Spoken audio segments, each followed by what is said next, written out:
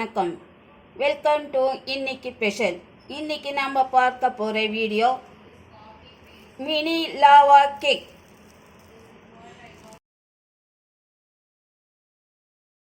ஒரு கப்பு சர்க்கரை எடுத்துக்கோங்க. எண்ணெய் ஊற்றிக்கோங்க. எண்ணெய் ஊற்றி எல்லாம் மிக்ஸ் பண்ணிக்கோங்க. மைதா மாவு ஒரு கப்பு எடுத்துக்கோங்க. கொக்கோ பவுடர் ஒரு கப் எடுத்துக்கோங்க. எல்லாம் சேர்த்து மிக்ஸ் பண்ணிக்கோங்க. பேக்கிங் பவுடர் ஒரு ஸ்பூன் போட்டுக்கோங்க. எல்லாம் சேர்த்து மிக்ஸ் பண்ணுங்க.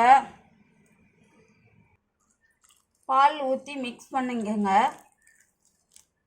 காய்ச்சி வச்சு ஆறுன பிறகு இந்த பால் ஊற்றிக்கோங்க. ஊற்றி இந்த மாதிரி மிக்ஸ் பண்ணிக்கோங்க. கொஞ்சம் கொஞ்சமாக ஊற்றி மிக்ஸ் பண்ணிக்கோங்க. மினி லாவா கேக் செய்யறதுக்காக இதை நம்ம ரெடி பண்ணுறோம். பாருங்கள், இந்த அளவுக்கு போதும்.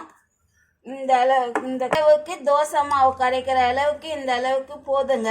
பாருங்கள், இதை எடுத்து இப்போ நம்ம குழி பணியாரத்தில் ஊற்றிக்கலாம். குழி பணியாரம் சூடு பண்ணிவிட்டு வெண்ணெயை ஊற்றிக்கோங்க. வெண்ணெய் இருந்தால் போட்டுக்கோங்க, இல்லை எண்ணெய் இருந்தால் கூட போட்டுக்கலாம். இப்போ கொஞ்சம் கொஞ்சமாக எடுத்து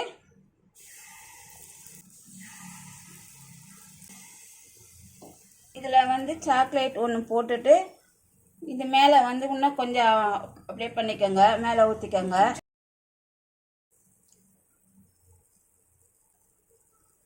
மேலே இன்னும் கொஞ்சம் ஊற்றிக்கோங்க. எல்லாமே அதே மாதிரி சேர்த்துக்கலாம். ஸ்டவ்வும் கொஞ்சம் மீடியமில் வச்சுக்கோங்க. ஃபாஸ்ட்டாக வைக்காதீங்க. பொடி போட்டு ஒரு 10 நிமிஷம் வச்சுக்கோங்க.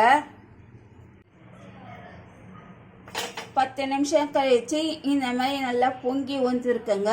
இந்த டைமில் நம்ம எல்லாமே திருப்பி போட்டுக்கலாம். இது ஒரு 2 நிமிஷம் அப்படியே இருக்கட்டும்.